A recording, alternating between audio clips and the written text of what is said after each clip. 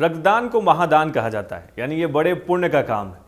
लेकिन अगर समाज के किसी वर्ग को इससे अछूता रखा जाए, और अछूता सिर्फ इसलिए रखा जाए कि भाई आप भला वर्ग के हो इसलिए आप रक्तदान नहीं कर सकते, इतना ही नहीं, अगर इस बात पर विज्ञान भी कुछ हद तक मुहर लगाए तो मन में सवाल उठना लाजमी है। इस मामले को लेकर केंद्र सरकार ने अभी हाल ही में सुप्रीम कोर्ट में अपना जवाब दिया है।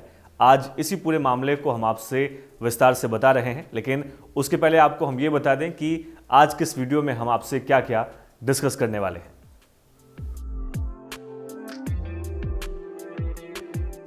दरअसल भारत में ट्रांसजेंडर, समलैंगिक लोगों और महिला यौन कर्मियों द्वारा रक्तदान पर प्रतिबंध है। इस पर थंगजाम संता सिंह बनाम भारत संघ और अन्य मामले के माध्यम से सुप्रीम कोर्ट में एक याचिका दायर की गई है।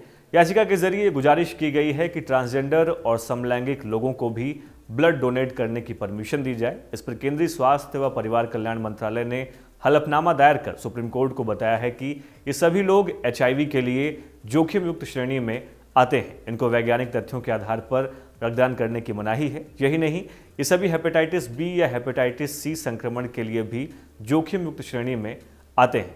आइए भी जान लेते हैं कि रक्तदान से जुड़े नियम क्या है।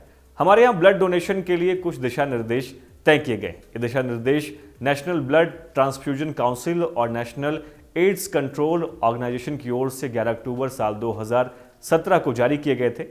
इसका शीर्षक है guideline for blood donor selection and blood donor referral 2017। इसी गाइडलाइन के क्लॉज 12 और 51 में ट्रांसजेंडर, समलैंगिक लोगों और महिला यौन कर्मियों द्वारा रक्तदान पर प्रतिबंध लगाया गया है। आइए अब ये जान लेते हैं कि कौन खून नहीं दे सकते।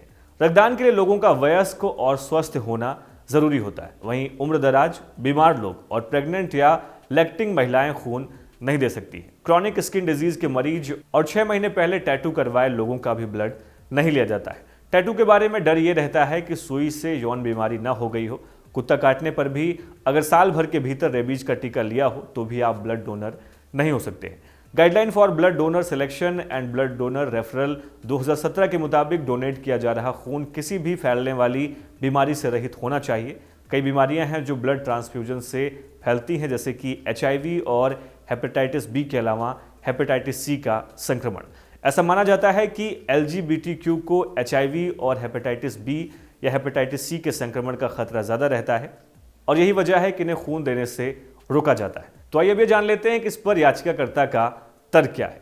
याचिकाकर्ता ने अपनी याचिका में इसी रक्तदाता चयन और रक्तदाता के लिए दिशा निर्देश 2017 के क्लॉज 12 और 51 को संविधान के अनुच्छेद 14, 15 और अनुच्छेद 21 का उल्लंघन बताते हुए चुनौती दी है। याचिकाकर्ता के मुताबिक जेंडर आइडेंटिटी और सेक्सुअल ओरिएंटेशन के आधार पर इस तरह का प्रतिबंध पूरी तरह से मनमाना, अनुचित, भेदभावपूर्ण और अवैज्ञानिक है। दलील में कहा गया है कि कोविड-19 बीमारी के दौरान कई ट्रांसजेंडर व्यक्ति जिन्हें रक्त की जरूरत थी, वे गाइडलाइन के कारण अपने ट्रांस रिश्तेदारों या प्रियजनों को रक्तदान नहीं कर पाए। गौरतलब है कि सुप्रीम कोर्ट ने नौतेज, जौहर और नालसा के फैसलों में भी जेंडर आइडेंटिटी और सेक्सुअल ओरिएंटेशन के आधार पर भेदभाव न करने की बात कही थी। आइए अब ये जान लेते हैं कि सरकार का इस पर क्या कहना है।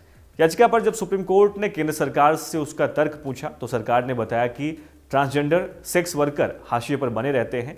कलंक और ट्रांसमिशन रिस्क की वजह से समय पर उनका उपचार होना मुश्किल हो जाता है। ऐसे में इन जनसंख्या समूहों से संक्रमण का खतरा और बढ़ जाता है। ध्यान दीजिएगा कि ट्रांसजेंडर उन्हें कहते हैं जिनकी लैंगिक पहचान उनके जन्म की पहचान से अलग होती है, यानी कि पुरुष की तरह जन्मा शख्स खुद को महिला पाए या उसका उल्टा हो।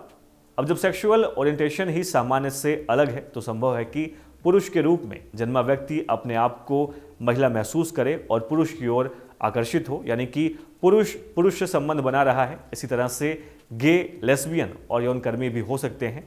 शायद इसीलिए 1980 के दशक में ही इन लोगों द्वारा रक्तदान पर प्रतिबंध लगा दिया गया था। बहरहाल केंद्र ने आगे कहा है कि सेफ ब्लड पाने के लिए प्राप्तकर्ता का अधिकार डोनेट करने वाले व्यक्ति के अधिकार से कहीं ज्यादा महत्वपूर्ण है, इसलिए सरकार ने यह प्रतिबंध लगाया हुआ है। आइए आपको बताते हैं कि अन्य देशों में इससे जुड़े नियम किस तरह के हैं। अमेरिका में साल 2015 तक ट्रांस और गे लोगों के रक्तदान पर प्रतिबंध था। दिसंबर 2015 में इसमें थोड़ा बदलाव किया गया और इन्हें इस शर्त के साथ रक्तदान की परमिशन दे दी गई कि उन्होंने पिछले 12 महीनों के दौरान यौन संबंध न बनाए हों। कोरोना वायरस के बढ़ते मामलों और खून की कमी को देखते हुए साल 2020 में इस नियम में एक बार फिर बदलाव हुआ। अब की बार 1 साल के पीरियड को घटाकर 3 महीने कर दिया गया है। यूनाइटेड किंगडम में भी ब्लड डोनेशन का नियम कुछ इसी तरह का है। स्विट्जरलैंड में 1 साल तक यौन संबंध ना बना हो तभी समलैंगिक और ट्रांस रक्तदान कर सकते हैं। इसके अलावा कनाडा में नियम कुछ ज़्यादा सख्त है। वे मानते हैं कि हाई रिस्क सेक्सुअल बिहेवियर वाली श्रेणी में यौन बीमारियों का खतरा भी ज़्यादा होता है, इसलिए इसकी स्क्रीनिंग ज़रूरी है। ऑस्ट्रेलिया में गे और ट्रांस लगातार ब्लड डोनेशन में भेदभाव की शिकायत करते रहे हैं, यानी कि यहाँ भी 3 महीने वाला नियम लागू है।